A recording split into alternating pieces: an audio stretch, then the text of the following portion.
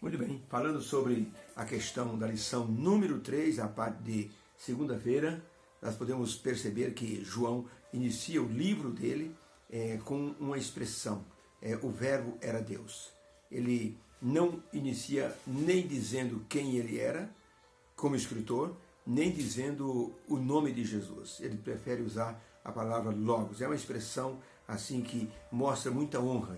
João tinha um prazer enorme de colocar Jesus assim num patamar de divindade, realmente. Ele reconhecia que Jesus era humano, mas também reconhecia que Jesus era divino em sua essência. Por isso que quando ele iniciou o livro, ele iniciou dizendo que Jesus era o verbo, era o logos. No grego, a palavra logos significava essência, qualidade daquilo que é divino. Então João, para falar de Jesus, ele utiliza a palavra logos. No princípio era o logos, e o logos estava com Deus, e o logos era Deus. Ou seja, a palavra criativa, criadora de Deus, estava na pessoa do Senhor Jesus Cristo. O verbo de Deus, agindo no mundo, diz que se tornou carne. E é isso que emocionava João. O verbo se fez carne. Isso mostrava que Jesus, ele se despojou de sua natureza divina para assumir a natureza humana, mas ele continuou sendo divino. As duas naturezas se fundiram em uma só. É o que diz Ellen White no Deserto das Nações, ao falar sobre a natureza divina e a natureza humana do Senhor Jesus Cristo. E João, ele tinha assim uma emoção muito grande ao falar sobre isso. Jesus não teve medo de descer até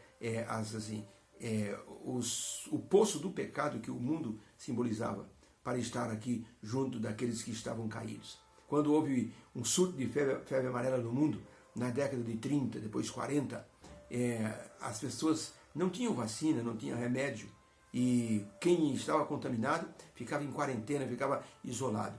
Em um navio foi descoberto que havia foco de febre amarela.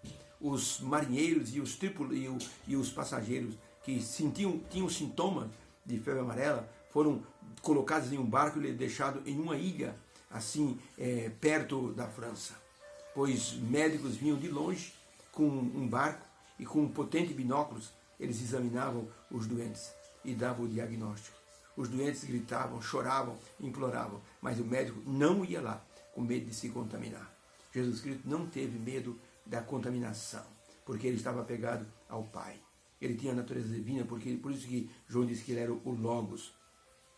Ellen White, no livro Conselhos à Paz, Professores e Estudantes, na página 259, ela escreveu o seguinte: a necessidade do homem quanto a um Salvador divino era reconhecida no céu. O ser humano precisava de um Salvador. A piedade e a eterna compaixão de Deus foi despertada para com os seres humanos. Se eles não fossem salvos, ficariam presos e perdidos nas mãos de Satanás para todo sempre. Por isso, Deus enviou o seu Filho, e para assombro dos seres celestiais veio o Verbo eterno a este mundo, como um impotente bebê, aliando misteriosamente a sua vida com a vida dos seres humanos. O Verbo se fez carne e habitou entre nós. Essa expressão de Ellen White colabora ou corrobora aquilo que João disse: o Verbo se fez carne e habitou entre nós. Pergunta número 3 diz o seguinte, número 2, perdão. O que João nos revela sobre a criação, que é a verdade mais importante para todos nós? João revelou uma coisa ao falar de Jesus. E o que ele revelou que se tornou tão importante para todos nós? O que Jesus fez como Criador? É João capítulo 1, verso de 1 a 3, depois do verso 14. No princípio era o Verbo, e o Verbo estava com Deus, e o Verbo era Deus. Ele estava no princípio com Deus.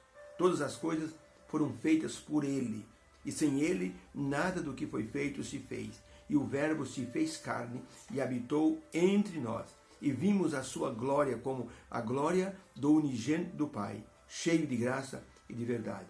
Então a pergunta é: o que João nos revela sobre a criação, que é uma verdade muito importante para todos nós?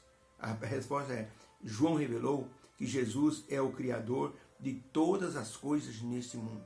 Por isso ele disse que Jesus se tornou o Verbo de Deus. Ou seja, era o Verbo que agiu como Deus para a criação. E ele usa a expressão, e o verbo se fez carne. Esse era um mistério glorioso que João não soube entender, não recebeu revelação sobre isso, mas mostrou que o verbo habitou entre nós. Por isso que João, no início do livro, ele não menciona o nome de Jesus, mas qualifica Jesus como o verbo, a ação criadora de Deus, o poder de criar, que foi dado a Jesus para que ele como Deus pudesse criar o nosso mundo. Por isso, na companhia do Pai, na companhia do Espírito Santo, a divindade se mostrou paciente e se mostrou compadecida com o ser humano, tanto na criação quanto na redenção. Por isso, o mais bonito nessa descrição de Jesus, feita por João, é a forma como ele expressou, ou ele se expressou ao falar de Jesus que se tornou carne. Essa expressão para João se tornou a expressão do amor verdadeiro. O próprio Deus se tornou um de nós, para que ele pudesse vivenciar uma vida como ser humano e assim, como ser divino, ele pudesse dar a salvação ao ser humano. Depois de gastar milhões de dólares, um instituto que recebe o nome de Monte Wilson, esse instituto ele tenta assim fazer contato com o alienígena. Eles já gastaram mais ou menos 300 milhões de dólares em pesquisa. Eles mandam sondas.